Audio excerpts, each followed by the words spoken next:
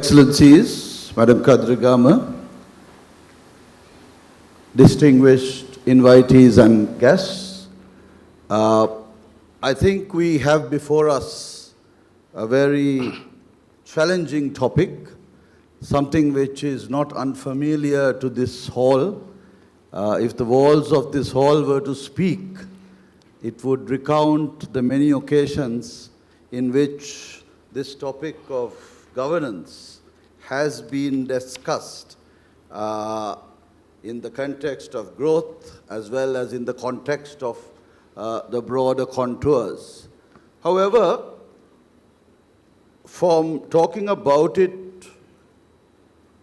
at other times, we today talk about it at an interesting juncture where we have the timing, where there are some things which have already been set and some things which are still in flux.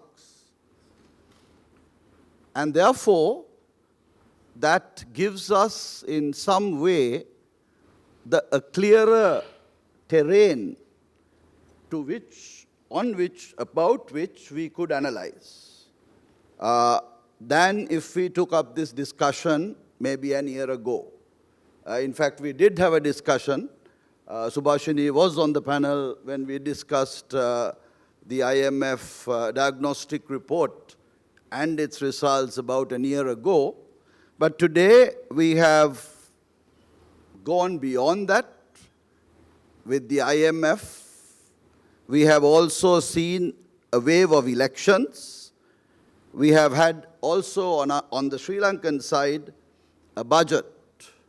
Globally, we have also at the same time witnessed some very significant changes, some would say quite dramatic, which is all having an impact on this topic of governance which we are looking at.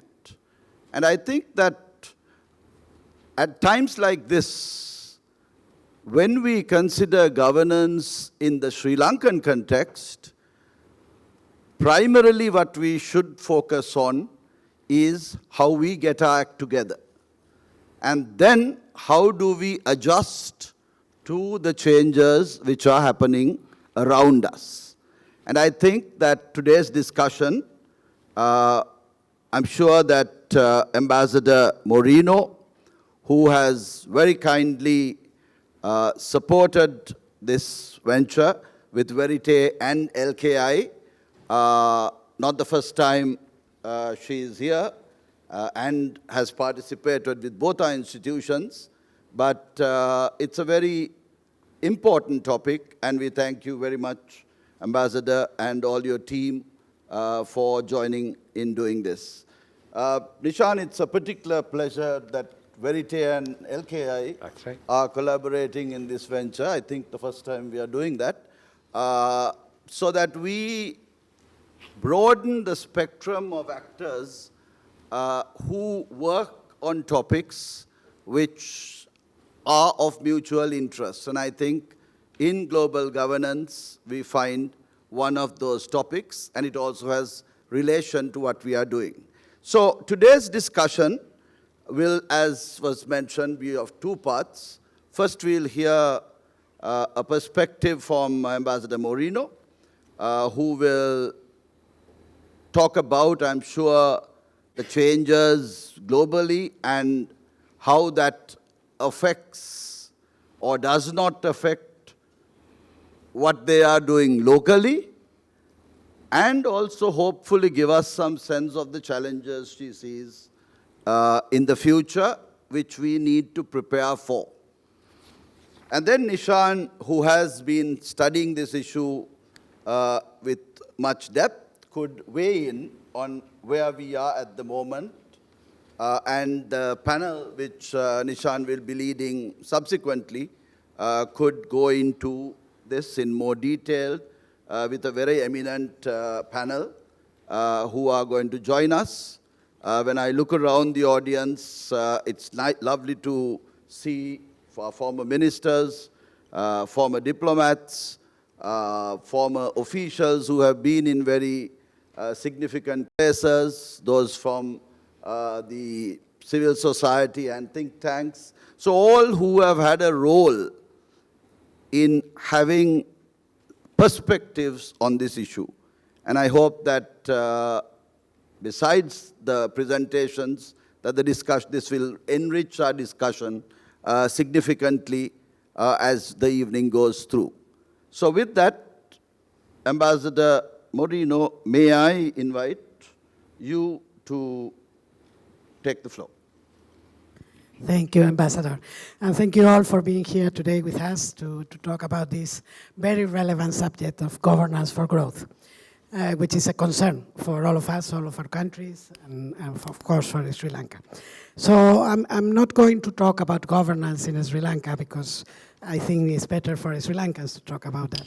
But I want to zoom out to look at how the world is become or is becoming, how it's transforming, and why this governance is becoming more and more important to thrive in this environment, which is more difficult and more compromised.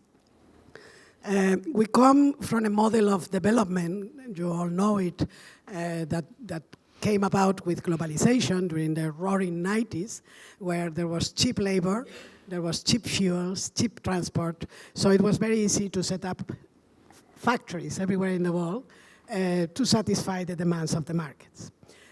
This time, unfortunately for us, it's come to an end. Many countries were excluded from globalization. They didn't participate in globalization. I think Sri Lanka is a good example. It's a country that entered into the globalization trend and then it stopped, closed down, and that's why it's not industrialized, it's not connected to the world. So Sri Lanka now is trying to develop its competitiveness through a governance reform for growth and to be competitive in the world scene, in the world trade. But it has to understand how this is changing and how it impacts also the opportunities for Sri Lanka. What we are seeing since 2000, not yesterday, 2000, is that the global trade is diminishing. And this is important for Sri Lanka to look into. It's diminishing globally, it's increasing regionally. And why is this important? Because to do trade, one has to trade with others. So the first thing, and Ambassador Ravinata talks a lot about this, the first thing for Sri Lanka is to have a very strong and solid economic diplomacy. The people out there in different countries, in different regions, to identify opportunities, to know where Sri Lanka has a value added, where has a market to tap, and where there is an opportunity for the Sri Lanka private sector to thrive. The world is changing also in the way tariffs are being imposed. It's becoming fragmented. So getting access to market is an essential thing also for thriving in this environment. Sri Lanka has very little access to market. It has access to the European market. You can access the European market. 66% of our tariffs are gone for Sri Lankan goods. But this is not enough, of course. So you have to look into what are the opportunities and where can you really do trade. And the first place to look is in your region. Connectivity to the region is essential. I want to quote in this strange environment what we are trying all to do. This is not only Sri Lanka. We are all trying to increase our competitiveness. The European Union, 1 week ago, I think, approved the Competitiveness Compass, a document that sets a roadmap to gain competitiveness. We are the second block in trade in the world, the second trading bloc, but still we want to upgrade our competitiveness because we see that the environment is becoming more compromised. And I want to quote the chairman of the managing director of the IMF in the World Government Summit. She talked about this. She talked about how to become competitive in this environment. And she talked about the 3Ds, which I like the reference. She talked about digitalization, diversification, and the regulation. And this is what I want to underline a little bit because this is the trend all over the world. Digitalization is a no-brainer. You all know it. You have to digitalize. Not only because is important for governance, for corruption, for transparency, is because the market is moving towards digital. So that means that the market for services is going to grow. The market for goods is going to change. It's going to be different. Now we have here representatives of the apparel sector. Now you produce in one country, you put it in a boat, you take it to another country. Maybe in very short time, we will be able to have production printing things with 3D printers, personalize the goods. It can change a lot with digitalization. So we cannot live apart from this. And of course, digitalization is essential for acquiring this capacity to reform governance in a way that it becomes more accessible for investors and for the private sector. The second thing Kristalina Georgieva talked about was diversification. When we talk diversification, we tend to think diversify your industrial base. For Sri Lanka, I would say diversify your markets. You cannot rely on a single market. We have been seeing how markets are being weaponized. In Europe, we learn very soon into the unfortunately, after Ukraine invasion by Russia, we learned very soon that our dependency on Russia for energy was a weakness, and we needed to diversify our sources of energy. Any market can be weaponized, so you have to really look into how you diversify your access to markets. And when we talk about diversification, it's also going to be a very competitive environment to attract investments. Everybody knows this. Everybody is working in the same direction. Everybody is trying to speed up and strengthen competitiveness. Everybody is trying to digitalize. So in this environment, everybody is going to be competing to attract investments. So that's where you have to build upon the strengths you already have, the reforms you are willing to undertake, to be a competitive player in the investment market. Who can come to invest here? Who can supply the know-how, the technology that you need to upgrade your value? And that will require a lot of work because there are many of us competing for the same. And last but not least, he mentioned the regulation. And this is a point I want to make. We are all working towards the regulation. The European Union has prepared an omnibus regulation in which we cut red tape, we cut procedures, we cut bureaucracy, we cut requirements. Our companies need to compete in a very difficult environment, so we need to make it easy for them.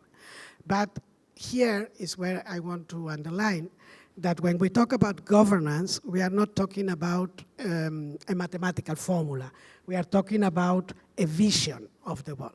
And in this, I think Sri Lanka and the European Union, we are very similar and we have a competitive advantage. We have developed systems that are based on human development. We try to develop the citizens. We try to develop the individuals. Growth is needed. If you have no growth, you cannot prosper. But this growth has to revert to the people in the fashion of jobs available to the people, income available to the people, opportunities for the people. And of course, social services. We have a very strong social protection network. Sri Lanka also had the basis for that, the aspiration for that. And of course, transparency, citizen involvement is part of our DNA and Sri Lanka's DNA. So it's not any governance. It's not only governance reform or the regulation or simplification of procedures that makes the life and the opportunities for the private sector more accessible. It's the governance that is required to preserve our social contracts. And I think this is something we have to keep in mind.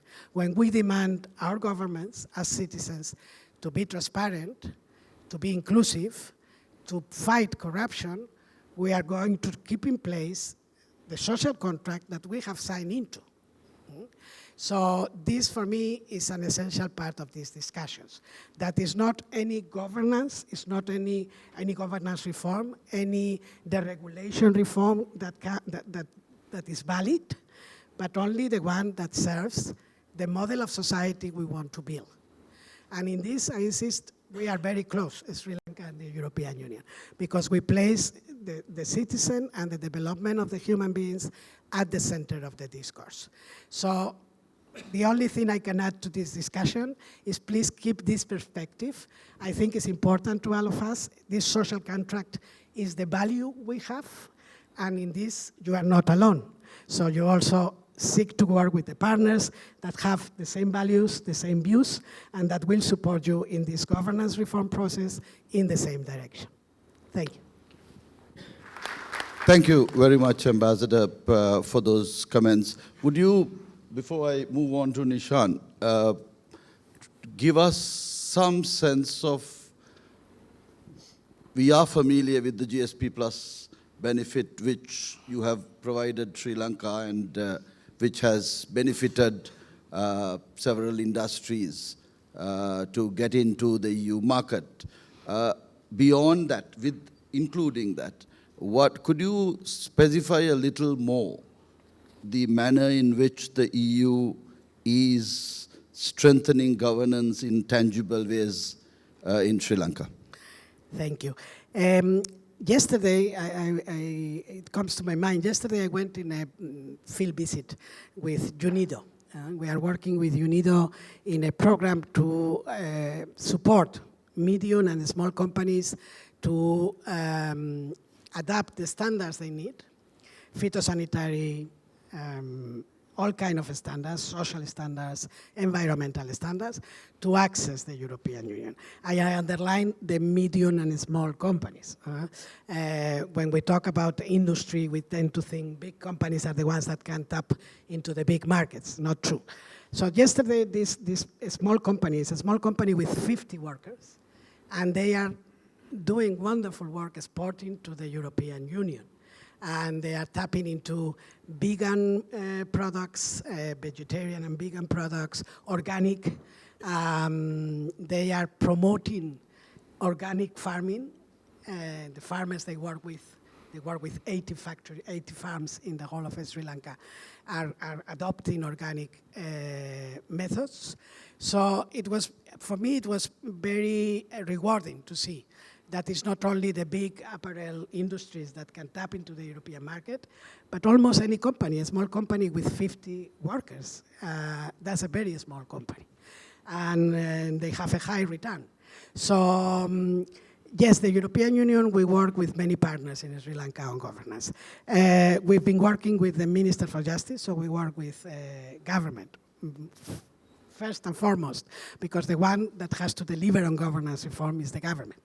The citizens play an important role. The citizens can demand the government to carry on their reforms, but of course, it's the government that has to provide it. We work with many partners. We work also with the World Bank. We are the main donor for Public Finance Management Reform Program, which is a very important program in the handling of the public finances, including public procurement, which is essential also for competitiveness and for attracting investment. And we work with companies. We work with, through UNIDO and through other partners, we work with small companies, with medium companies, trying to facilitate for them access to the market. We paint it in a paper. We say you have access, but how do you get there? How a Sri Lankan sitting in a province identifies counterparts in Europe? How do they tap into markets? So we also have, we are planning in this year to have an investors dialogue with the government, with the participation of the government, to see how... And utilization of the benefits itself is not as high as one would want it to be. No, the utilization of the benefits is not there. Sri Lankan exports to the European Union, yes, they are 85% are covered by the GSP, but what Sri Lanka could export to the European Union is much more. It's exporting very little. It's exporting, well, almost the same for the American market. It's 2.5 billion this year. Mostly apparel. Is very narrow, the production. It's mostly apparel, and it's mostly rubber products, agricultural products, very, very small. So what is the potential of the GSP? The GSP is important not only because it gives you access to the most important market after the US. The US is the biggest trading partner, we are the second. It's also because it's a hub for attracting investment. It's a magnet for attracting investment. In the current situation that we are seeing the fragmentation of the trade, international trade is seen. We are seeing how countries are imposing tariffs on each other, so they are closing the markets. Sri Lanka has not been targeted yet. So let's imagine a producer, a factory in China, can decide that they want to access the American market, and they've been slammed with tariffs in China. So sitting up here in Sri Lanka would give them access to the American market. So it's a way also to attract investors to the country. You have access to an important market. So you become an interesting location for investors. So that's why Sri Lanka has to put more strength into identifying markets and granting, assuring market access through FTAs, through other kinds of instruments. Because the more access you have, the more interesting you become for investors. Since Sri Lanka has been close to investment or has made it very difficult for investment to come into the country, foreign investment, the GSP has not worked as it should have worked. This instrument is designed to support a country diversify its production base, integrate vertically the value chains. And this has not happened. And why has not happened? Because the difficulties for investors to come into Sri Lanka are very big. And the lack of proper governance framework makes it even more difficult. If you are an investor and you have no transparency, stability in the policies, you have no way to understand where the government is going, and you don't know if the next government is going to change overnight the policy and make your investment redundant or insufficient. So you cannot plan. Investors will tell you we need stability, we need capacity to foresee the future, to see where the government is going to go. We need transparency. If public contracts are granted without transparency, a place will not be attracting investors. So there is a need, and there is a need also for Sri Lanka for this transparency. I heard the president very clearly in his inauguration speech. I think he mentioned it, and then he mentioned it in the parliament after the general elections. There is no investment that should come into the country that does not serve the interest of Sri Lanka. For that to happen, the first thing you have to finish is the unsolicited projects. The unsolicited projects are serving somebody else's interests. Transparency in publication of a public investment plan. What investment do you need to do all these things you have to do, to grow, to develop the country? Do you need to invest in roads? Do you need to invest in bridges? Do you need to invest in digital infrastructure? This requires planning. This planning has to be done by the government, by all the cabinet ministers, together with the parliament. And it has to be public, so all the investors know where they can go. Where can I put my money? Where can I put my work? And this is what the governance reform has to lead to. So for trade and for investment, and I mix both things, but I think it's connected. You cannot develop a trade ecosystem if you don't have investments, because you cannot be inventing the wheel yourself alone in a room. You need to learn from others, and you need to acquire technology from others. So this requires this transparency, this governance reform, and this upgrading of the system to make it functional in the current context. Thank you very much, Ambassador. That in a time of when things are in flux, I think that's very reassuring for Sri Lankan investors and industrialists to be assured of the continuity and the stability of the European market and the relationship which is there and how it can be built on. And thank you for feeding that in, because that will carry through to the rest of this discussion because many of the issues which you raised are the issues which Sri Lanka is trying to grapple with. And Nishan, Dr. Nishan Dimel is the Executive Director of Verité. Nishan, I invite you to make your presentation so that we get a Sri Lankan perspective on some of these issues, and then we can build on that during the panel discussion. I have the good fortune of having my mic strapped in. Ravinath, thank you for hosting us today at the LKI. You've been very generous, and also the board members of the LKI. And I must thank the ambassador, Carmen Moreno, for really thinking about this event and initiating with us the whole idea and the importance of having this meeting. After this, you're going to hear from panelists who are, I would say, the real experts and the people who are doing the work on the ground, and our task is to really lay a broader foundation for the conversation that we are going to have. When we talk about governance, it is simply the work of a government. What is the work that a government does? It's governance. So, of course, it begs the question, what is government? I think if you take a deserted island and start putting people in there, very soon, even if there is no government to begin with, they'll have to invent it. Government is the technology that people need to be able to function in community or in any kind of society. And government is like a public good. We know lights, parks, but more important, when we think about public goods, we think about water drainage. So if you have rains and the waters, and it has happened in Sri Lanka, the waters go 6 feet up, then you have a problem. You need someone to prevent that that's a public good. Traffic lights are a public good. If you try to go out on the Colombo roads and all the traffic lights were switched off and there were no policemen, you'd very much be in a logjam.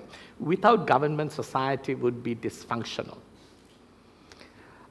So actually, I will hazard to say, and this is said in the best business schools in the world, that the most important technology that you can introduce and sustain in a country is the technology of government. Not AI, not digitization, but there is nothing more foundational and fundamental for the proper functioning of a society and a country than the technology of government, how you create government to function well.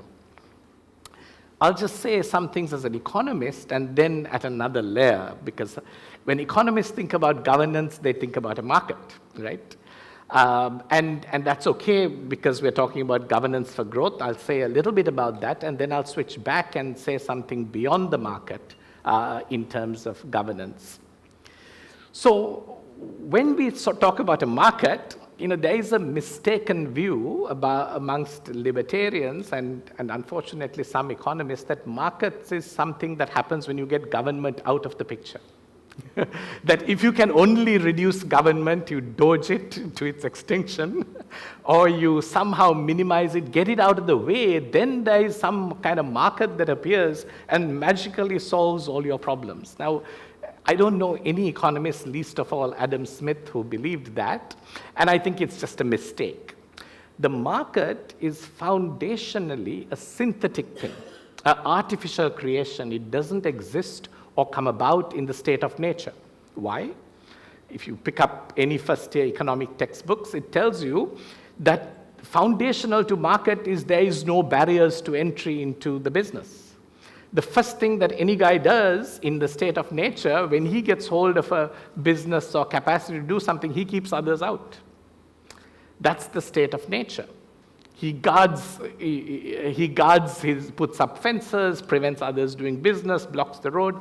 But the part of the job of government is getting rid of barriers to entry and making as many people come into that business as possible, creating the freedom to do so. And I'll give you, because we're talking about growth, an example in which this doesn't happen so well in Sri Lanka. We talk about growth having to be export-led.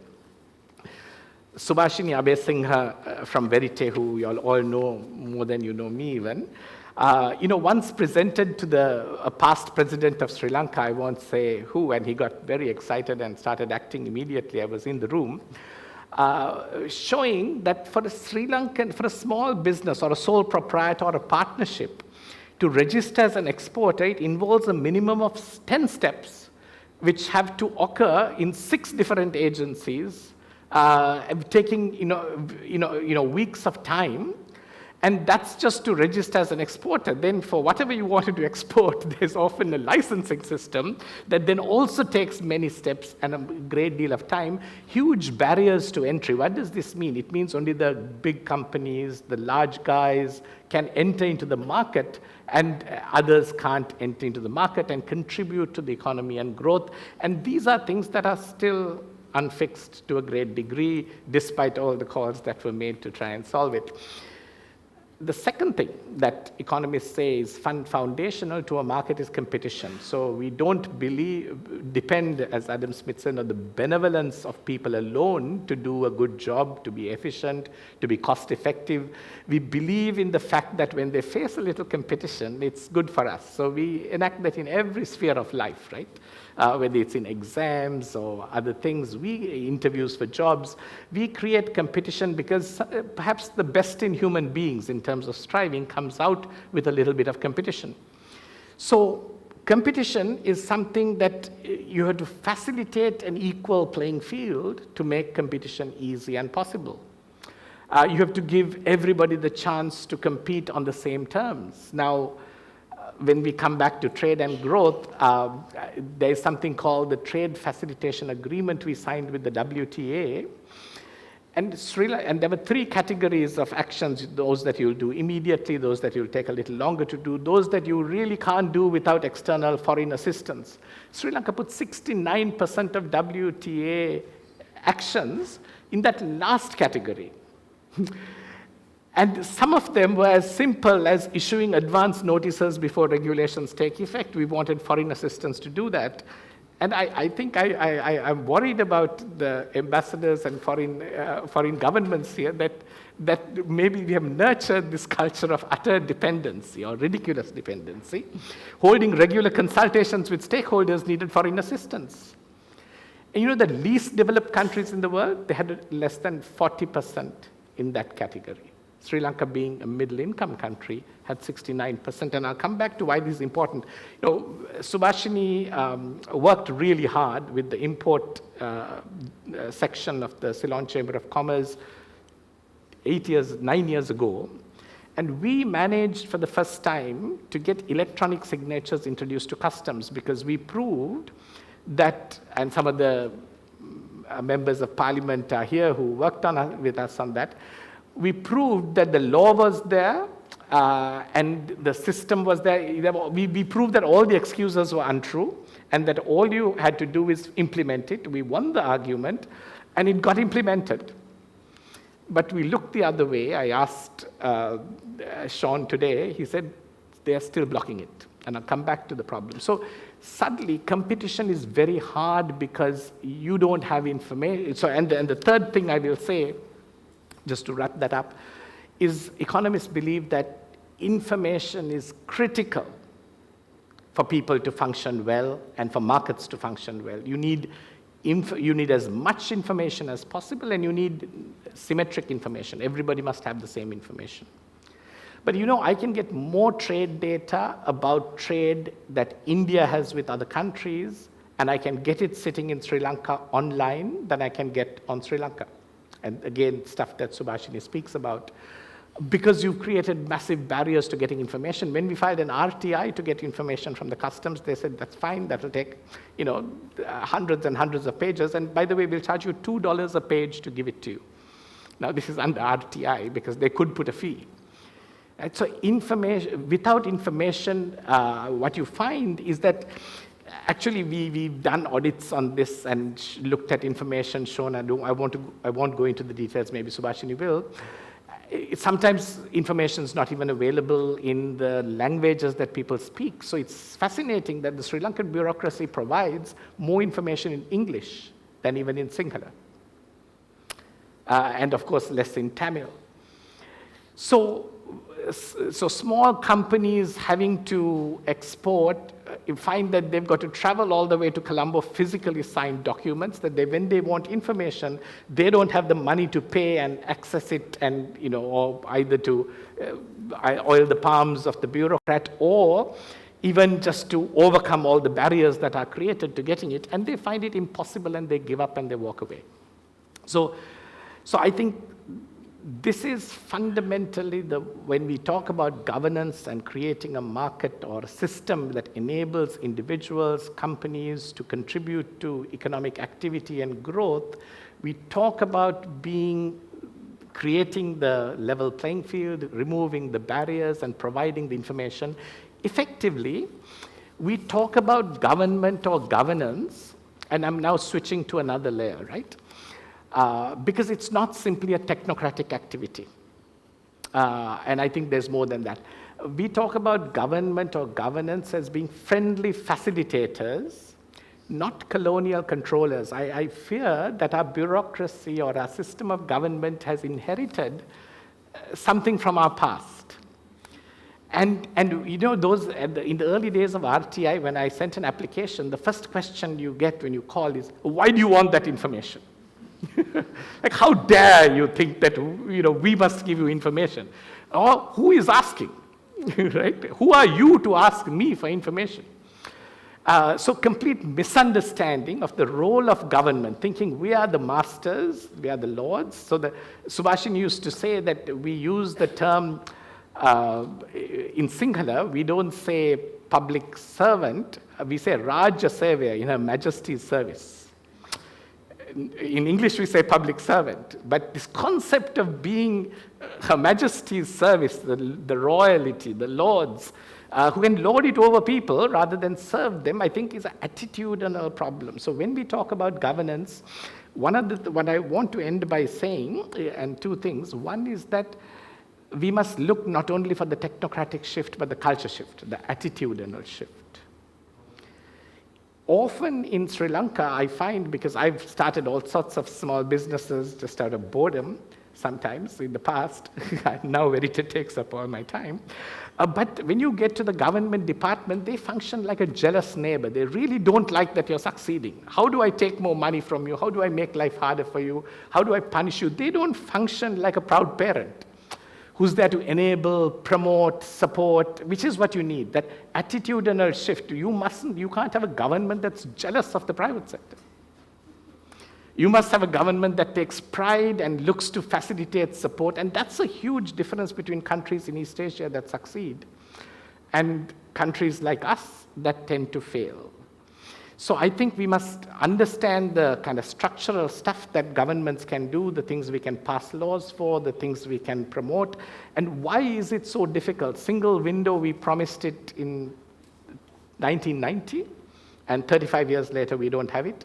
India said they will do it, I can't remember what year, but 5 years later they had it.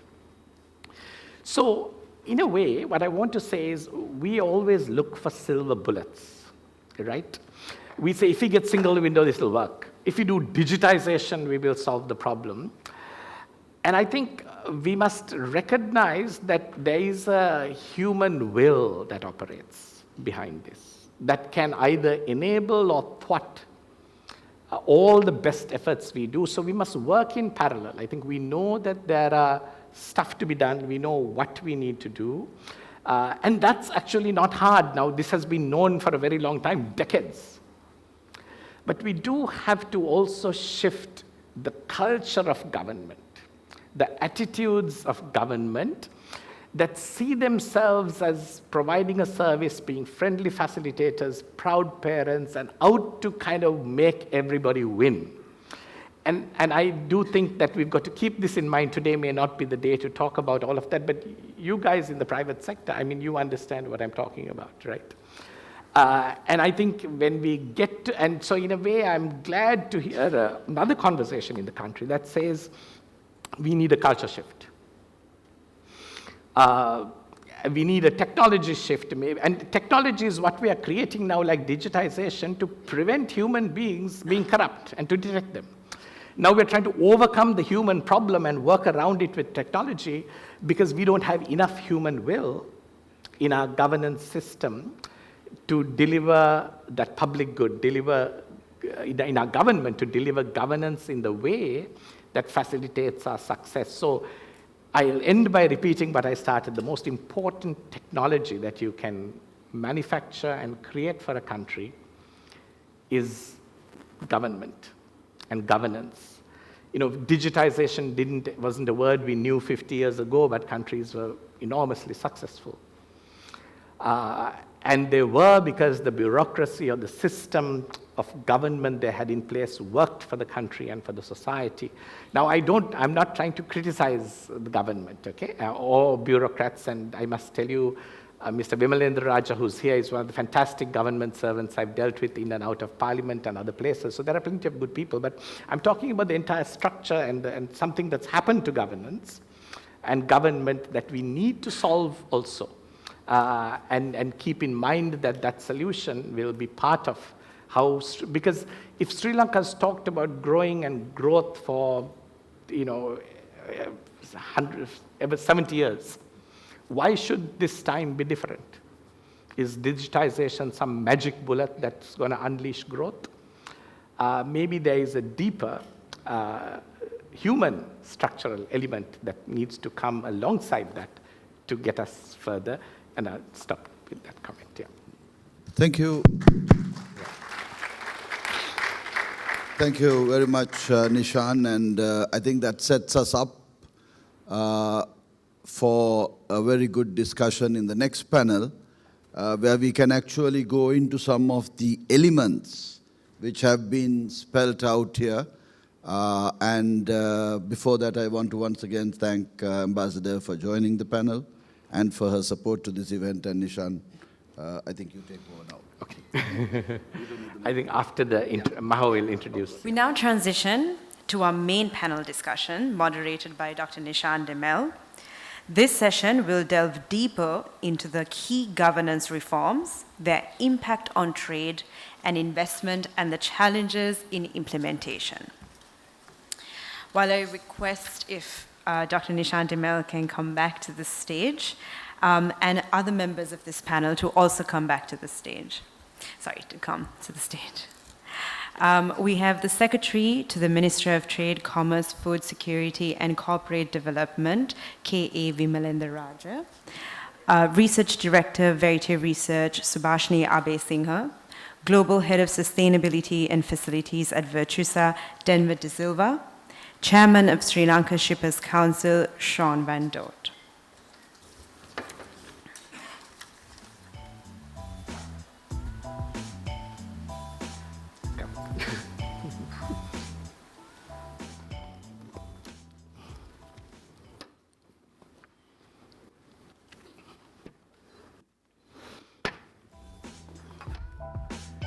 So let me remind all of you, thank you, Maho. Let me remind all of you that, and maybe you need the QR code or something to how to put questions to the panel, right? So I think we should have that QR code up there if it's not already, and keep it permanently, so that I'd like you to put your questions even while people are speaking before you forget your question, and then we can proceed that way. I think we have people, we have the private sector, we have those who have been involved in kind of industry groups, government, Subhashini, of course, at Verité Research, but 10 years at the Ceylon Chamber of Commerce in the Economic Intelligence Unit before she joined Verité also. So, Subhashini, because of the way we are seated, I'm going to maybe jump to you and then just kind of skip around the panel, okay? So because of the way we've started, and I think because of your work in trade, I can ask you, why is addressing, like, how do you see governance being important for exports, attracting investments? We've already spoken about it, right? But maybe you can share some key research findings, if I haven't shared too many of them already. And I'm going to take you all the way to the end and say, what can be done differently to overcome? So if things haven't worked for so long, which is what I said, and we've always had the right ideas, we've known what to do, but we can't get it done, where have you landed in terms of how you solve that problem? So I'm asking you all I your hope questions. I can do justice to that question. But let me just start by setting a bit of context where, in my view, why I think this is so critically important today than ever before. I think the plenary discussion touched on some of the things. We are in a world where the global trade and investment landscape is undergoing changes that is unprecedented. And we live in a world where economic principles doesn't make any sense anymore. The trade and investments are going to shift based on politics and national security concerns of countries. Now, in such a world, it is far more difficult for businesses to really figure out where to invest, who to trade with. So you're sort of in a flux in the global trade. And locally, Sri Lanka is also in an extremely challenging position. Yes, we have recovered from the worst we were at a few years back, but we know the road ahead is not rosy, and there are lots of risks. And one of the ways Sri Lanka can ensure sustainable growth is through growth. And growth comes through trade and investment. But we are in a world, and this trade and investment for a small country like Sri Lanka should happen with the world. But we live in a world where the world is not in love with global trade, and investors are likely to hold back when there is enormous uncertainty in the trading landscape. They will wait to see, where do I want to go, where do I want to put my money. So it's a challenging environment. To me, in an environment like this, efficiency and ease of doing business will become critically important for Sri Lanka, simply because Sri Lanka also is at a disadvantage compared to many other countries in terms of certain aspects what brings investments. So when we talk in economics, we say investors, there are market-seeking investors. They come to countries like India, China, because they're massive markets, and they're willing to tolerate inefficiency, they're willing to tolerate corruption because they are over 1 billion people markets, right? And take any other market around us, from Bangladesh to Vietnam to Thailand to all of these countries have larger markets than Sri Lanka. Then there are resource-seeking investors who come because there is labor, right? Sri Lanka, compare us with all our neighbors, from India to Bangladesh to Vietnam. We do not have the quantity of labor that they have. And look at land. If you want large-scale investments, I'm talking Vietnam, Bangladesh are talking about hundreds of industrial zones. We have 14, Matisha can correct me, 14, and we can't even imagine, we are struggling even to double that, right? We will struggle because we don't have the land. So when you look at foreign investors who want to locate their investments and going to decide where do you want to go, and very rightly, like Ambassador says, connectivity is one critical advantage we have, which unfortunately we have not utilized well. Rohani is here, who has always been talking so much about this. And then second one is actually efficiency. So there are businesses that are efficiency-seeking businesses. They want to come to your country because it's easy to do business. And efficiency and connectivity combined is what worked for a country like Singapore. That was so small, but was one of the largest recipients of FDI, simply because they made the efficiency and connectivity work for them. So the efficiency part of business and ease of doing business really is undermined critically by poor governance and high levels of corruption. So that is why... So I will say, I will kind of come back to you. I think if I summarize what Subhashini is saying, at least one thing she's saying, I'm sure she's saying much more, that investors end up in countries, and potentially for two reasons, for the large opportunity of their markets, and if the market opportunity is large enough, they will tolerate the poor technology of government. But Sri Lanka, if it doesn't have the large market opportunity, can become competitive only by solving. really the technology of government, providing efficient, effective, easy place to actually invest and do business. And Sri Lanka will forget that at its own peril, right? That you cannot afford not to fix the technology of government because you don't have the other thing to substitute for that. Is that a fair? Yes, Yeah. yes. That basically basically highlights the importance. So, so just to add to what we can do differently, I think one of the countries that inspires us when we talk about tackling corruption in the public service is Georgia.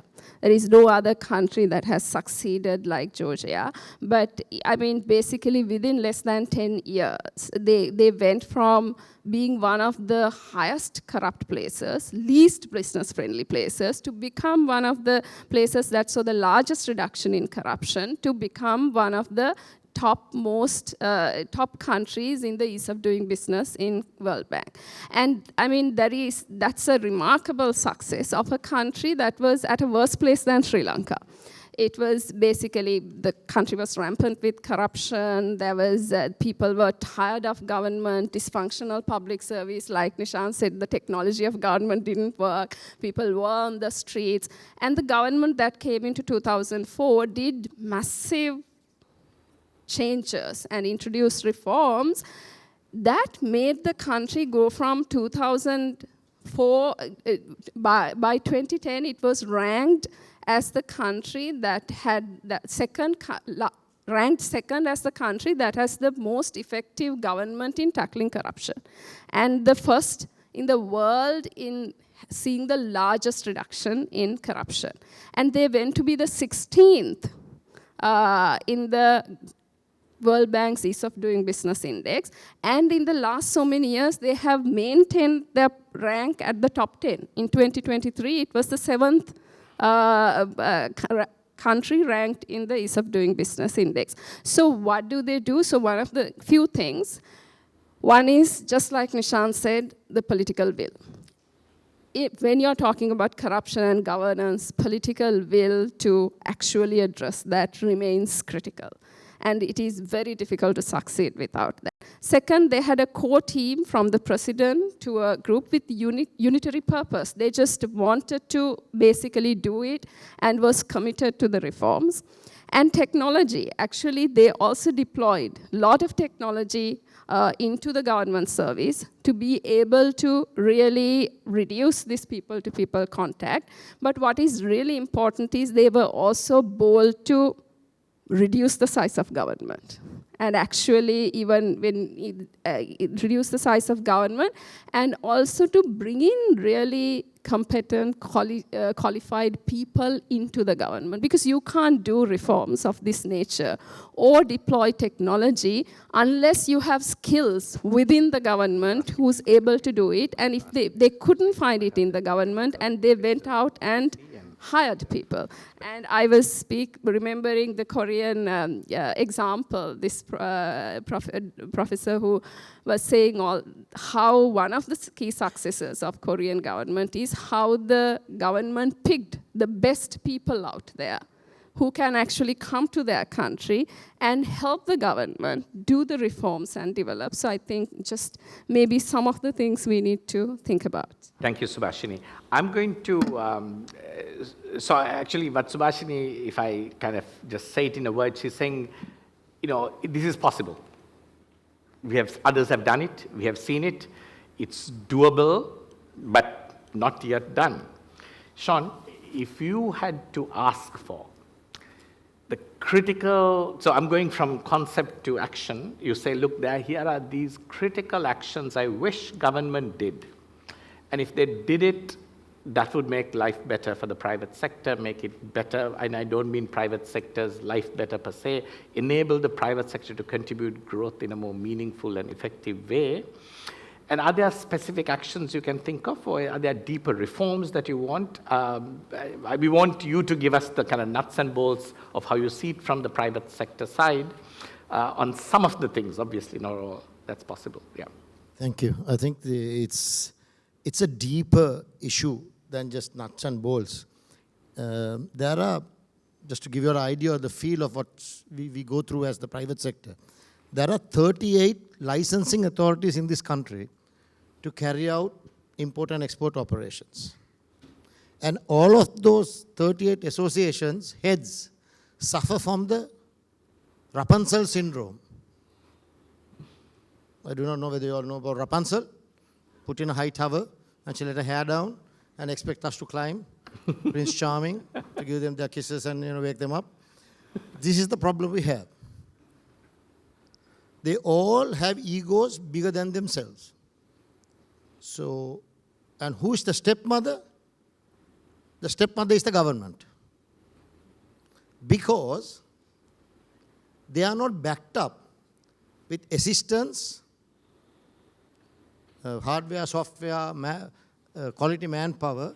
Because we see over the last 40 years I have been in this industry, we have not been able to get all these 38 licensing authorities onto one symposium where the minister, the prime minister sits the whole day there. Why? That's why I call the government the stepmother. They'll come, deliver a small, lovely speech, nice to hear, good to feel, and they walk away. And these respective government heads are probably political appointees most of the time, and they are just marking time. So there is no will from them and the government to actually make a change. This has been the story of our lives. On the other side, I also blame the private sector for corruption. We love this situation because we are the givers of bribery and corruption. We give it. And we also use that to our advantage because no one else would come and try to do the hard yardage because they have to start from scratch, and it will take them, like she said, it will take such a frustrating time for them to just register a business in this country. Like you said very clearly, import-export. It's a nightmare. So what do we do? The reality is that the political will is not there and the institutional will is not there. Everybody works in their own silos, and those are very powerful silos. Probably sometimes no escape hatches also. So this keeps on churning, and this gives the opportunity for corruption. Yeah, Sean, is there, what would you pick? Get rid of 38 agencies and reduce it to 5 or 3? Well, we are looking also for some concrete measures that you'd say, look, give me that. And if you need to think a little, I can ask Denver a question while you're pondering that. I can tell you off the cuff. Sure, please. Just bring it down to one person. If you look at the experiences we had in Port Louis, in Tamatave, Antananarivo, they were everybody was answerable to the president. And we, the trade, sat and got everything sorted out. Unfortunately, you have to have a dictator in these types of the countries. Apologies for if I'm hurting anybody's feelings, because nothing happens otherwise. The whip and the ball chains have to come out. They have to be accountable, and I would say one person, and simplify the process. There's critical mass is about 11 institutions. Others are haphazard, here and there, as Vincent fancies of the stepmother. Her department is created, somebody is put in there. So, thank you, Sean. Yeah. I want to say I hear a lot of what Sean says. People want this benevolent dictator, and I sometimes think it's because what they're asking for is not a dictator. They're asking, as Sean said, for accountability of government, responsiveness of government. And because we don't know the technology of getting responsive, accountable government, we think maybe at least we get a dictator, he will do it. But really what you're asking is that government is responsive and accountable. Denver, Sean said, how private sector loves it sometimes, or some private sector loves it. You're from a company that has invested a lot of effort in thinking about how private sector avoids facilitating corruption, how private sector navigates the problem of government corruption. What do you do? I think we need to learn from from your experience on how you think about what's the experience you've had in tackling corruption and the problem of corruption and having to do business and succeed at the same time in Sri Lanka and maybe outside as well. That'd be great to have your perspective. Yeah. Thank you, Nishan, and thank you all for having us over here. So let me begin. Verité was a company founded by a Sri Lankan in the US. Its first offshore location was in Colombo. And today we operate in 29 countries across with 59 locations, workforce of about 30,000 people. And Verité comes from an engineering heritage, so engineers and builders. And I'm touching on this to get to the core. And we were founded on our core values. The core values of what we refer to as PEARL, which is passion, innovation, respect, and leadership. And what does that mean? It's you take these values that you build a business on values. And once you architect your business with those values, it's the main foundation or the lubricant to keep you on a steady path with very, very good guardrails. You drive that culture. And trust me, when we had to do facilities and build-outs, we have 3 very large campuses that we built in India. And upholding these values across all those locations has not been compromised. So going further, I think what was key in doing this is we built a business on values and policies. And if a company doesn't address those policies with very clear documentation of a process, then you're just keeping it to lip service. And Nishan, you mentioned earlier that SMEs suffer with regulations. SMEs should be founded on values. And for a SME to adopt all the policies, even if it's a 2-man company, doesn't cost you money. It's about your values. I think the research I'm citing is about an arduous process. 10 steps in 6 different agencies, so the difficulty of jumping the loops and no information in Sinhala for people who don't speak English. But you're right that we mustn't complain about regulation per se, because the regulation, if it is there to facilitate, to create a level playing field, should be valued and appreciated and conformed with. I take your point, yeah. And I'll tell you why that is so. So if you take a sustainability program, we are some of our programs, or EcoVadis, which rates us for environment, social, and governance, Verité is in the 96th percentile of the world. Our carbon disclosure ratings is at a A-, which is equal to Apple Incorporated. But the important part of the governance aspects that we bring in is establishing the processes and the systems that does not allow you to deviate. And sorry. I'm going to get an audience question into you. Yeah. They're saying, when will we discuss private sector corruption? Public sector corruption, I'm tired of hearing it, kind of thing. So when you come to private sector corruption, and Sean says it exists, okay? I mean, do you feel like, here's my advice to the private sector in terms of why you don't have to be corrupt? I mean, Subhashini will tell you why they have no choice sometimes.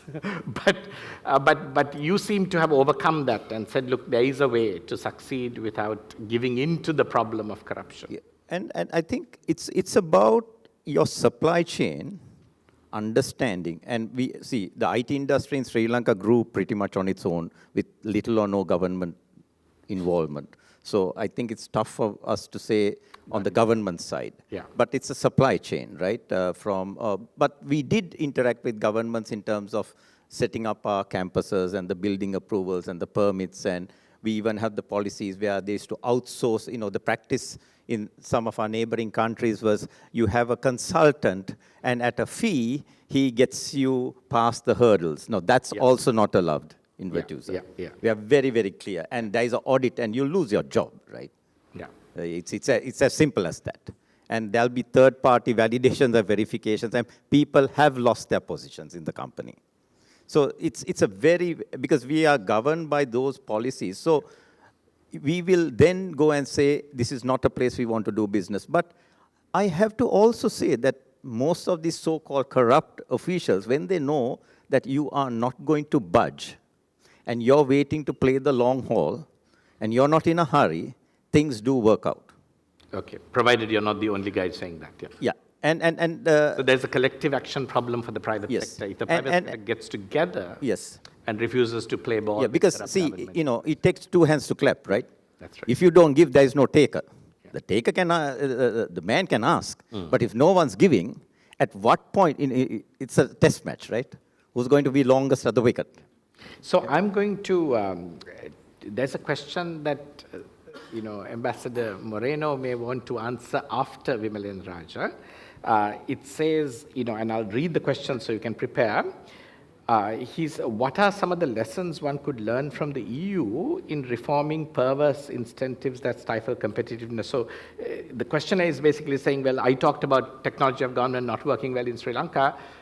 We think it might be working well in the EU, or is it? And if so, what can Sri Lanka learn from the EU?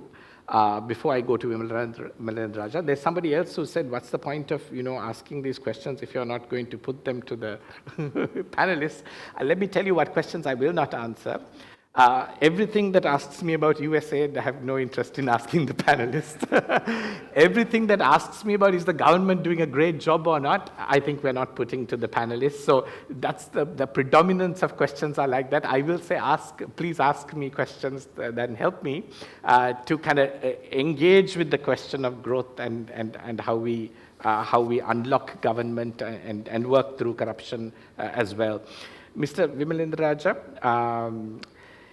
if I just kind of combine a question for you, what are so you've heard about Subhashini's kind of, concerns, my concerns. This seems all very unfair. You're the only government member on the panel.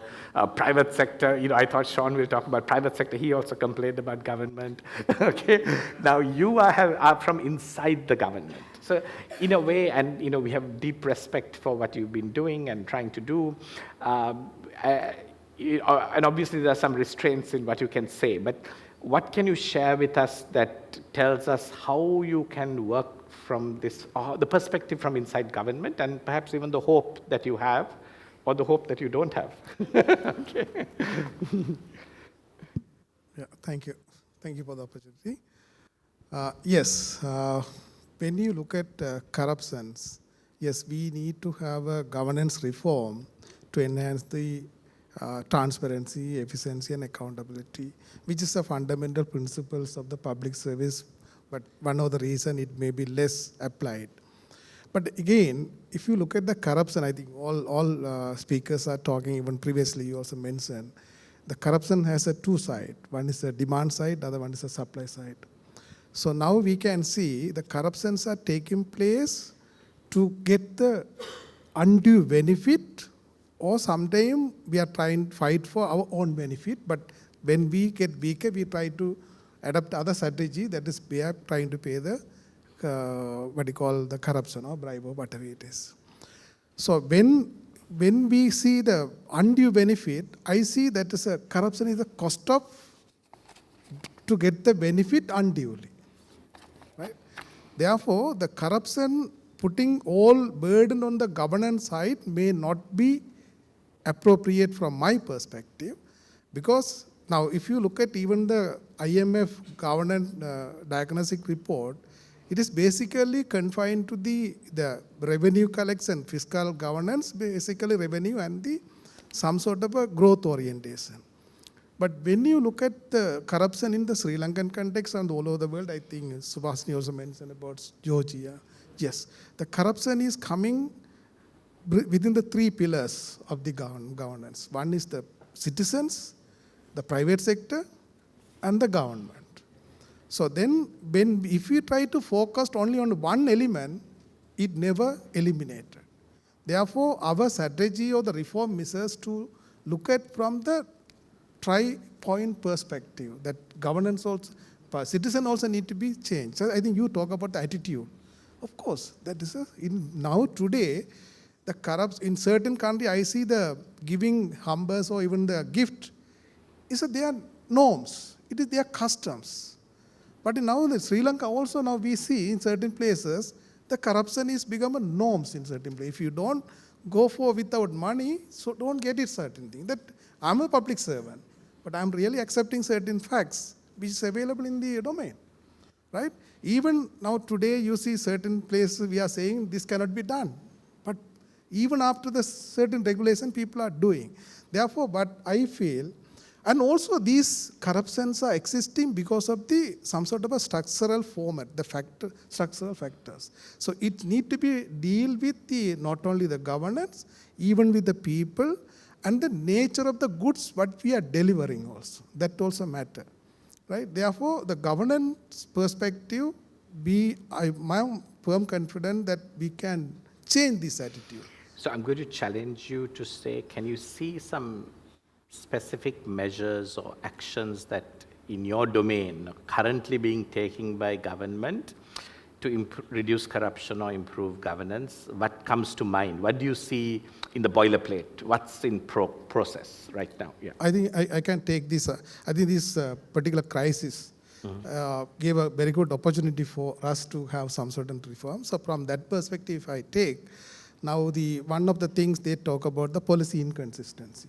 Policy inconsistency create room for the misuses. So now we came out with the particular policy called National Tariff Policy, where we are setting everything transparency and the consistency perspective. So then, and also second one, you can see now that I think Ambassador also talk about the Public Finance Management Act. It is also sets number of principles, right? And you talk about the Electronic Transaction Act. So these certain things are coming, but again, I will say the challenge we will see the sustainability of those initiatives. So who changes? It's a public, now see, now in Sri Lanka, I'm not talking about the politics, but I'm saying, when the people are not happy with certain reform, they try to change the policy, even the government. So therefore, it is where the starting point where is a society or governance. So therefore, from my perspective, it need to be done from the 3 points. But again, I will say these are the 2 examples I mentioned. But in the meantime, I will come out later. There we have given up short-lived certain initiatives. Super. Thank you. I think it's important. I'll go through several questions on the private sector that I only asked one. So person says, people complain too much. What are 3 areas that public and private sector panelists can agree on reform? Is Mr. Vimalendra Raja and Sean and Denver able to agree on something that you say we all agree on this, and what could that be? Then, it says, is the government open to collaborating with private sector on governance? And I think the others are either what I asked about NPP. So actually, this thing was very important, what Vimalendra Raja said. He said, look, if you face corruption, when you go to government to get what is owed to you, you need to clear your shipment, you've paid all the duties and they're holding it up, then that's the government's problem.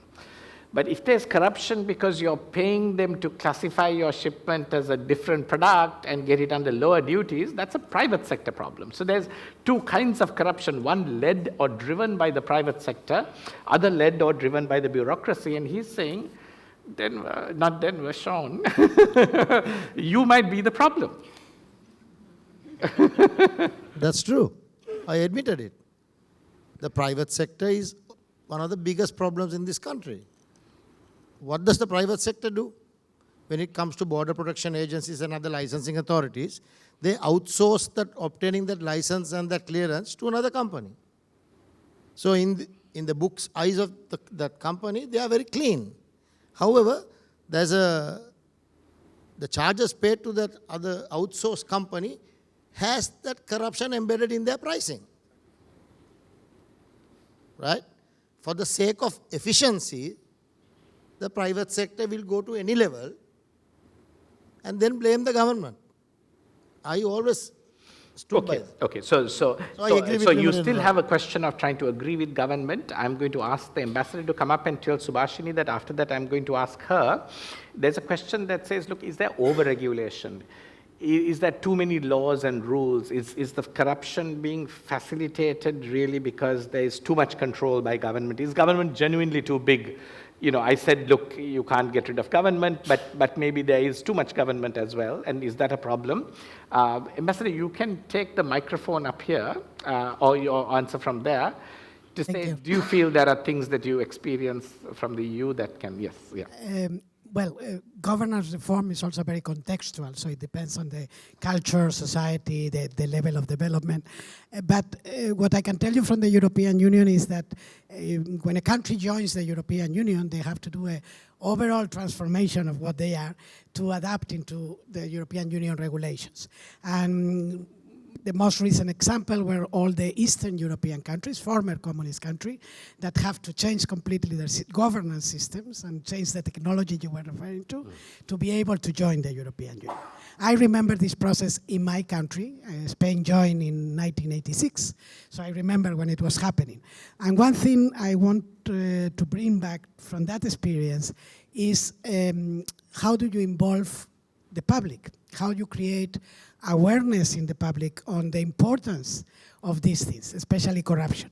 Spain was a country where there was a lot of tax evasion. It was very high. Nobody thought, why I'm going to give my money to the government. Only people receiving salary, like public servants, were paying. And I remember when I was growing up, all these campaigns to make the public aware of what is the need of paying taxes, why you need to give money, why you need to, how these taxes are used. So public awareness, public education, understanding why the processes are taking place and what is the importance for them and what they get in return is what I will bring from my own experience. But again, in the European Union, we do it peer-to-peer. When a country joins the European Union, another of the members comes with their public servants to help them upgrade the technology. So this could be a case for Sri Lanka also to follow. Thank you so much. Subhashini, before you answer your question, I'm going to tell Mr. Vimalendraja and Sean and Denver, there's a question that says, look, to you really, or with Sean, will you agree that these 38 agencies are too much? And as Secretary of the Trade Ministry, after Subhashini, okay, are you going to agree with him that you'll reduce them? By how many? And they also say single window, is doable now. Everybody is digital ready. When are you going to start the single window, Mr. Vimalendraja? So real questions or problems that the private sector is saying, even if they are not said in the panel, you say, look, I've heard the private sector say these. I think they're valid complaints, and here's what we're going to fix. That's what you're going to try and tell us after Subhashini says whether there's too much regulation going on. And I'll give you this microphone. Yeah. So just to quickly say, I took the example of Georgia. Actually, how you go to become a friend, from less, because we are, I think, in the 99th position in the Doing Business Index, right? So we definitely, as a small developing economy, we need to target to go, on the above 50 at least. Top 25 would be the ideal. But you can do that really by cutting the processes and simplifying the processes. I definitely agree, we are over-regulated, and what research finds is exporters are subject to more regulations and more non-tariff measures in Sri Lanka than imports. Actually, a lot of imported stuff we consume. As a consumer, we should be scared because we do not have mandatory standards, regulations that are applicable to many things we consume in this country. Whereas when we export, our exporters are subject to intensive quality checks, right? Sometimes what the exporters say over and above what import countries require, which undermines their ability to do business, right? So this is definitely a serious problem. And just to take this example of what Georgia did in less than 10 years, from 2004 to 2011, they realized in their country they had 900 different licenses and permits required by businesses, 900. And by 2011, they cut it to 137. And they realized to get a permit, let's say construction permit, it requires 195 days. They brought it down to 67. And they brought the processes from 25 to 9. So that is exactly how you go from being a difficult place to do business to doing a better place to do business. And this exact processes is what becomes fertile ground for corruption. Because I agree with Mr. Vinodaraja that there are lots of things that one might pay because you want to circumvent the rules and regulations. But in reality, I've met a lot of people who say they have to give speed money. Because speed money is not really, you're not trying to get to do something wrong. It's just that you have to get your good to the exporter in the other country on time. You can't, that is one of the biggest bottlenecks exporters face, because timely delivery is of essence for them to maintain the relationship. And this is where border agencies hold the biggest power, because they know exporters can't afford delay.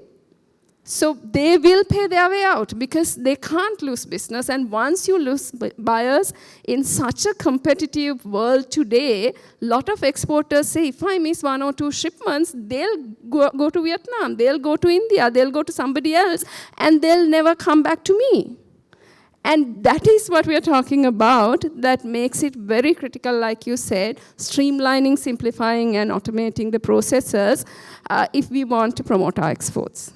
I'm going to let Sean add a little bit to that, but a further question to you when we come to you on this. Thank you. Yes, People are asking, wait, Sean, people are asking whether you will set deadlines for delay, for licensing, for permissions. Now Subhashini adds for time out of port. Actually, there are contracts that you can sign for time out of port, right? Because so the question I think that's hotting up in the audience is, what specific things do you think we can get done from government? Sean, you have like 30 seconds. Yeah. It's the speed that is killing the industry. Importers for consumable goods in the country, they will pay anything and everything, and they will clear the goods because they know they can put it back onto the consumer. But industrial importers who bring for manufacturing and exporting, they are really struggling with the speed.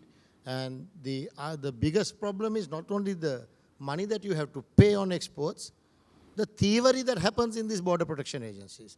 They take saying samples from commercial shipments which have been packed to international standards, international conventions, etc., and they are not accountable. So one thing I would ask Mr. Vimalendra Raja, very specifically, customs and BOI agencies should be given KPIs and they have to stick by it. They have to be given stringent KPIs, which no government so far has done it because they are fearful of the customs. And inland revenue, yeah. I was just, inland revenue can be another kettle of fish, but that's fine. Mr. Vimalendra, we are going to make you the president for today and ask you, okay, we want to tell you what you will want to fix even if you can't, and or what you will try to fix if you can, yeah. Yeah, again, I think you already recognize, my answers may be limited within my scope. So first thing, yes, I think, and also Subhashini answered part of my question. I just to polish it up. Yes, we are over-regulated and multiple agencies, and those are functioning in a compartmentalized basis. That is a basic problem. So the solution for that one is a single window platform that is also tracking. And also you can see these all institutions, if you look at especially the border management or border control agencies are established under the specific act of parliament, generally. Almost all are there. So then they are provided within the thinking pattern of the legal draftman. That means at that point. So they are not coming, if you don't update those legal provisions, they don't match with the current expectation, but they are talking about the speed and those things. So the solution is there. Second one, as Subhashini mentioned, the regulation, why we need to regulate. There are two purposes we are regulating. One is to protect the domestic purpose, other one is to meet the requirement of the exporting destination. So these two, as Son mentioned, I fully agree, even certain things which are even the EU countries. So people are putting pressure on me to ask you whether today you will commit to some real specific stuff. Yeah, of course. Yeah, I think that I'm getting bombarded with these questions. Two things, this is basically, I'm one of the public servant, but the government is always the collective accents. Yes, the government is committed on the national tariff policy, which will ensure certain principles. That's why one principle is consistency. Other one, we see that the cost of the trade, that also mentioned. Even someday, one of the reason we are charging the high duty on the revenue point of view on the raw material and the capital goods. That may not relevant to the startups and the new businesses. So that will be addressed. I think the president also already announced in the national budget, so it will be implemented. What about setting timelines for coming. KPIs? That is I am Okay, coming. go ahead. The second one, the single window is also another aspect. Now, zone is waiting. I think you also talk about more than 30 years. But of course, the government has taken hand from 2023 onwards. Now it is moving, but we have certain internal limitation. But where we are trying to set the time for each and every border management agency, because it's a single platform, so they need to, and also sometimes the approvals are sequencing. Therefore, we try to fix the time in overall, so that will be happen. But that is how and as Zone mentioned, yes, that is going to be the KPI for each and every agencies also in the future. But it's time to come. I think pace by pace we are moving. I'm going to tighten the screw slightly and say, will you publish these KPIs so we can all watch and see whether they're happening? Because the ambassador said getting the public involved is so very important in getting the government working, right? So sometimes government says, yes, we're doing this. I'll give you a great example. IRD had KPIs, and the IMF programs had a commitment that they will report on the KPIs. Somehow, by June 2024, the IMF, they never published these KPIs. The IMF modified the program and said the IRD will give the IMF staff the data on the KPIs. They took the public out of it. And I thought, how can you, disfavor governance better, according to the ambassador? Keeping the public involved would be the best way to get the IRD to succeed, but the IMF staff actually rewrote that, and obviously in negotiation with government, to take the public out of the picture. So, very difficult time for you. I would say two things. That is one of the matter I have. In Sri Lanka, many of the initiatives are short-lived. The sustainability of the initiatives matter. Now, for instance, now in 2008, we brought the concept called Citizen Charter, where this all time the delivery part of the public service has been defined by the time, say 3 days, 4 days, or 12 hours or something. But it is not being implemented. But if you go to certain website, still you can see the Citizen Charter, but nobody is monitoring or nobody is complying. So, but in for the single window purpose, we have a plan to publish the KPI, but I don't know whether it is a 360-degree monitoring or not, but it will be published. But beyond that, at this point, I can't give a commitment. Yeah, I think when the government commits publicly that this is what we will do, this is when we will try to do it, it creates incentives within government and it kind of energizes everybody to achieve that, right? Without it being secret commitments. Sean wants to say a little bit, because earlier we were chatting about how quite a lot of these things happened during COVID, but unhappened after that. The most happiest times as shipping managers, logisticians, was during COVID. Apologies for the lives lost. But we, somehow, somewhere in this country, we had this face-to-face meeting mania. During COVID, they didn't want to even see the color of us. Everything was approved at least by email or by a fax or online. And it was the happiest time. And if you see our imports and exports during that time, it peaked. So Sri Lanka we can.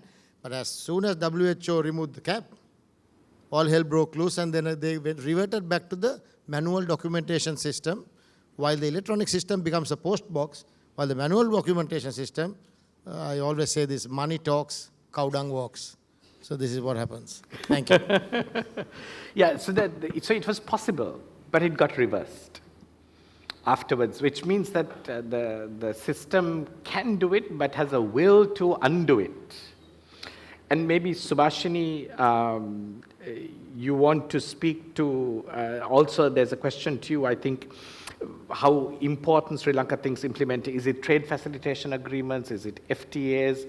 Maybe we should put you under some pressure and say, what would you fix? Now, somebody's asked me a question, like if I ran Doge, what would I do?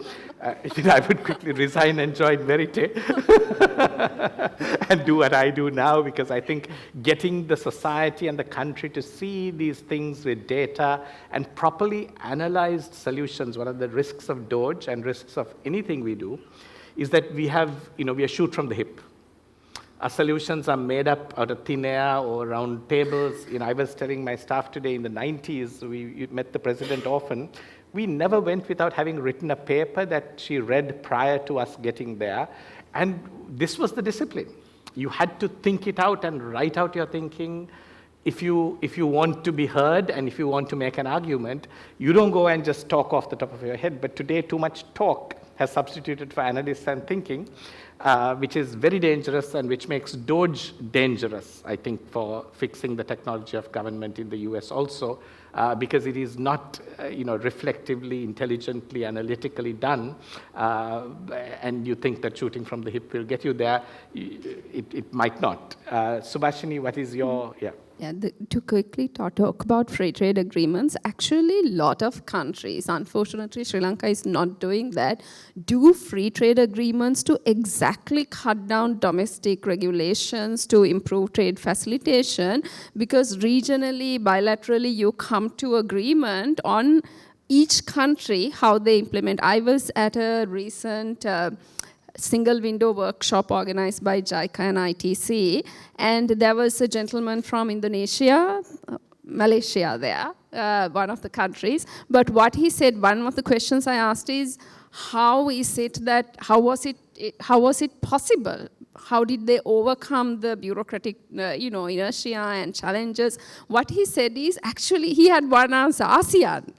He said, look, being a member of ASEAN, there is a lot of pressure. I hope ASEAN is a regional trade economic grouping and the Association of Southeast Asian Nations. What they said is ASEAN has agreements that every country signs on to, and one is doing a national single window that connects to a regional single window, and that is our neighborhood and how far they have gone compared to us, and those are the countries that you compete with. So they're actually using the regional framework to improve trade facilitation. So they said the pressure, the competition that comes from ASEAN is one reason that motivates governments to prioritize funding and invest in single windows, and that is one way it happens. So sometimes one of the objectives of trade agreements is actually to see, especially for developing countries, to see whether you can use them to be able to do the domestic reform. And unfortunately, we've not gone down that path, and most of the countries we've negotiated with also has been not too keen, because we've not joined ambitious trade agreements. We've joined what I would call trade light agreements, right? So on the second one, just on how differently we can do things, I think in a democracy, for a government that really wants to do something, public scrutiny and public demanding answerability can be an enormous strength to overcome vested interest. And this is where I keep on harping that we should have a trade facilitation action plan that is public, and that there should be... There's a question asking the exact same thing. Yes. So we'll make it so public. I've been, and the way, even in the Indian government, how it happened is they actually had consecutive action plans, and they had internally a strong monitoring and reporting. One of the things that happens in Sri Lanka is when we do policies and action plans, we do not have proper monitoring and reporting systems. And actually, if this monitoring and reporting and progress is reported publicly, if there is a requirement to publicly disclose these things with the reasons for delays, that will be enormously helpful, so that you will have public demanding, because now the government is forced to, if a government agency agreed to do a certain reform, now they're forced to tell, okay, at quarterly or say in 6 months, this is how much progress I have made, and this is the reason why I couldn't meet the target. And that will give enormous strength because you feel, okay, I have to have a reasonable, justifiable reason to be saying that I couldn't do it. Unfortunately, we don't have that culture, and this may be a culture shift. I think one of the things we are coming to as a panel, and thank you for the ambassador for raising it, is that public involvement in understanding what government has promised to do, being able to see progress in them doing it is fantastic.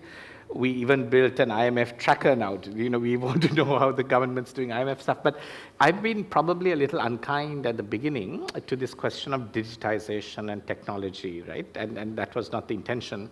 I was hearing Denver tell me earlier before we came up on stage how important it has been in unlocking efficiency, which is one of the things you need to do in government, in private sector. And I want Denver to be able to tell us a little bit how you look at this question of digitization, such an important kind of initiative that everybody is involved in. How do you see digitization helping not only the private sector, but also government and the country, and perhaps unlock that a little bit for us? Thanks, Nishan. And I think I prompted Sean about the customs and the things that were there. Yeah. So the critical point of digitization is transparency and accountability.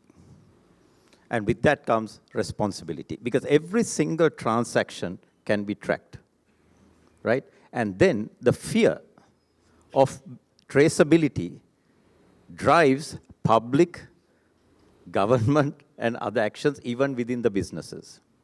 So even in private companies, are we all going into digital payments and bank transfers only? Can say, okay, if you want it, we can only transfer it this way.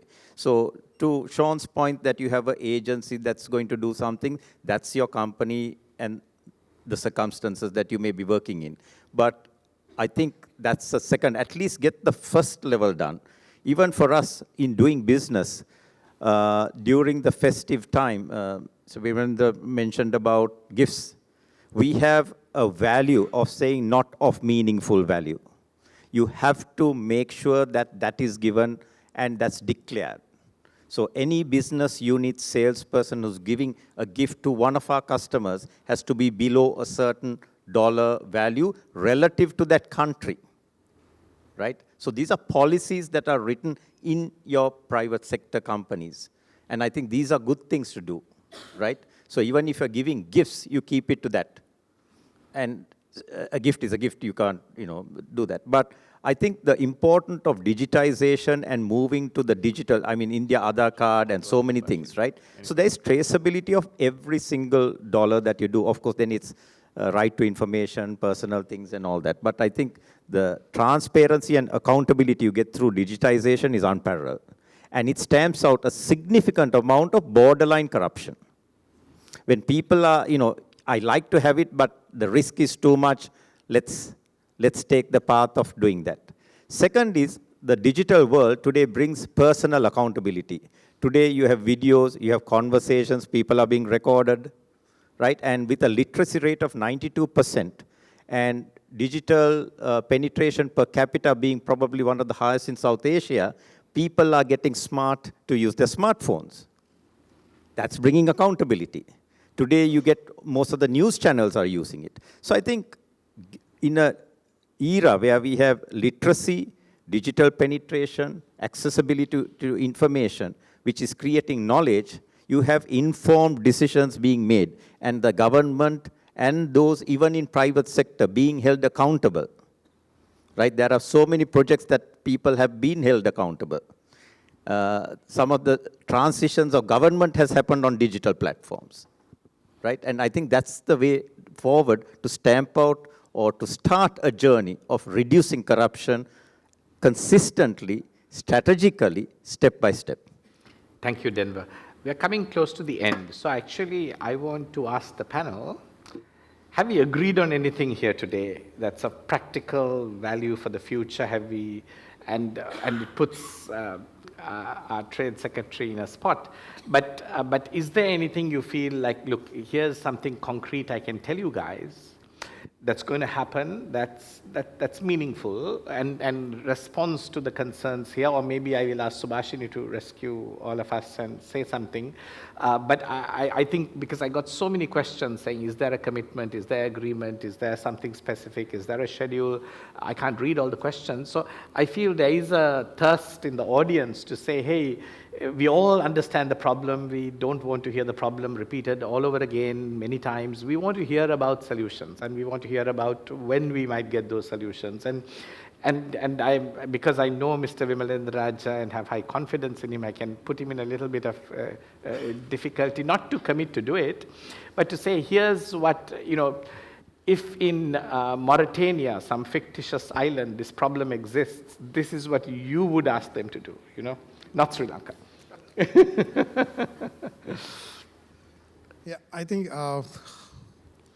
immediately I would say yes. Now, related to the free trade agreement, of those things, now we are trying to bring out the framework that will be done within next 6 months.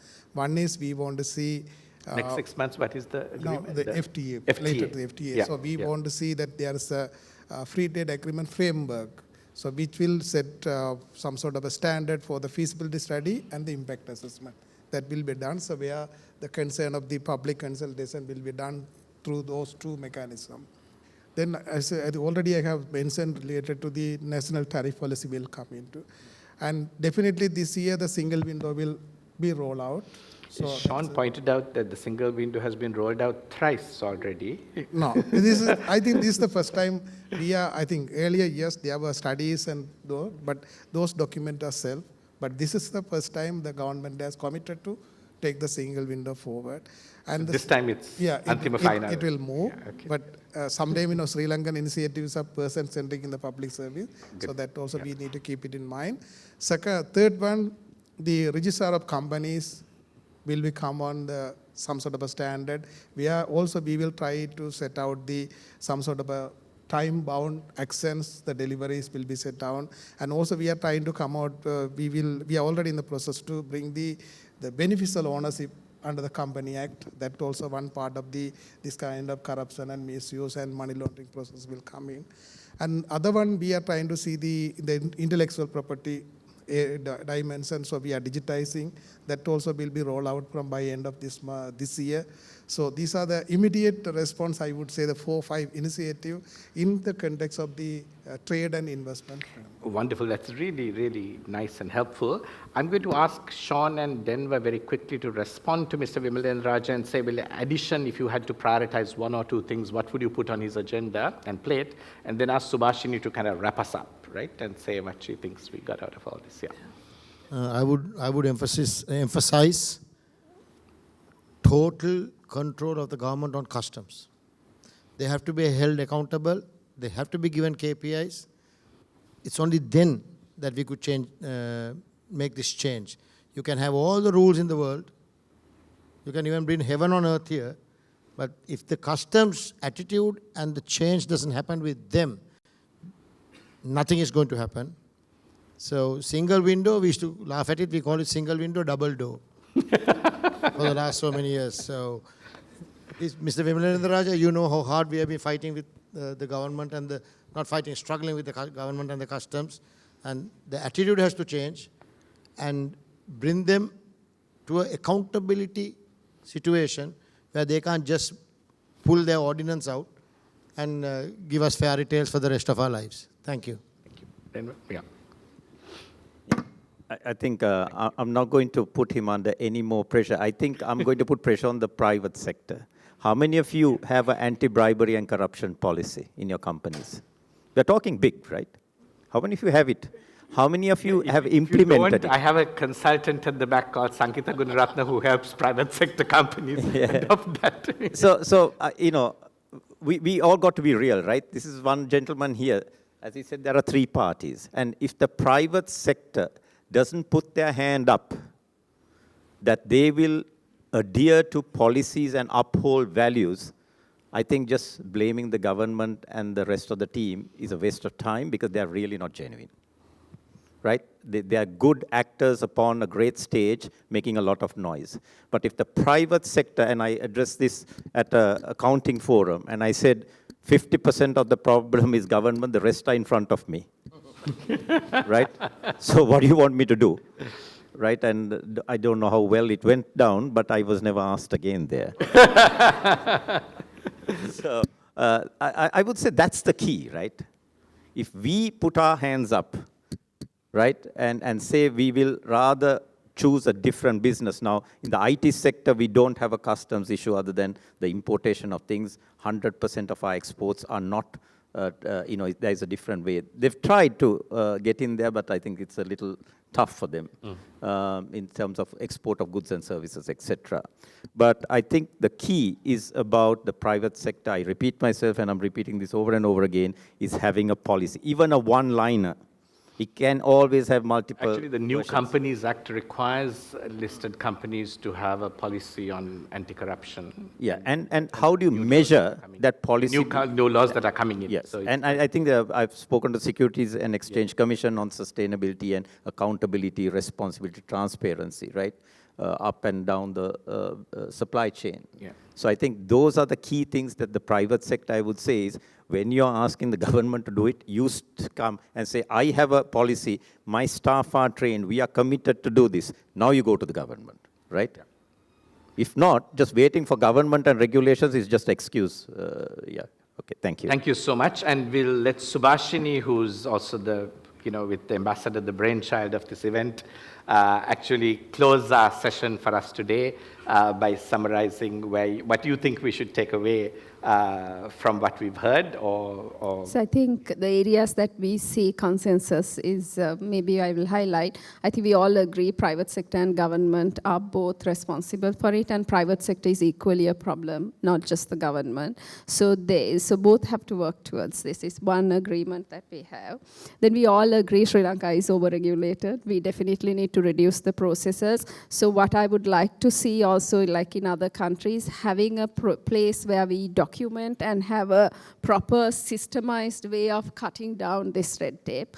And then the third one, I think we all agree automation and technology are critical parts of fighting corruption and improving efficiency of government.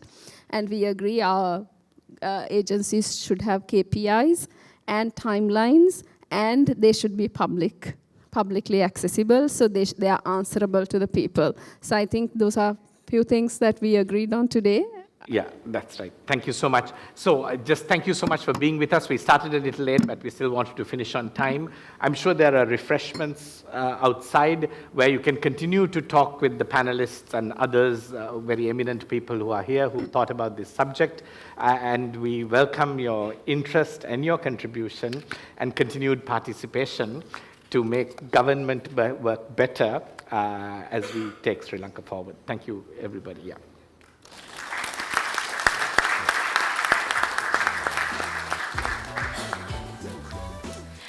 As we conclude today's seminar, I would like to extend our sincere gratitude to our speakers, panelists, and all of you for your very active participation.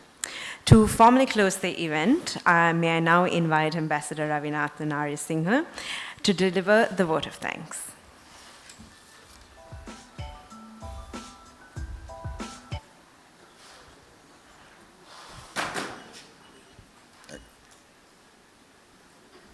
Ladies and gentlemen, we've had a very interesting discussion, and I would think a discussion which has laid the blames of a big issue on several actors. And that is good in one way because each party can reflect on what each can do to try to help mitigate some of the difficulties. And I think that was exactly the idea in trying to bring a very broad topic, but trying to break it up in a manner as to who can do what and how each one playing their part will ensure that the whole problem can be dealt with. I want to thank the panel for their very significant contribution. To our ambassador to the EU, our deep appreciation both from Verité and LKI for her support and her mission's support in helping us put together this event. And to Verité, as probably having worked with you and your team, Subhashini and Malinda, and the whole team, I want to thank you for the cooperation extended in making sure that some of also the logistics have been taken care of, and to the Verité team which is here, thank you, and we look forward to working more closely with you in future as well, and to my team which has helped, thank you very much. With that, we bring this to a close.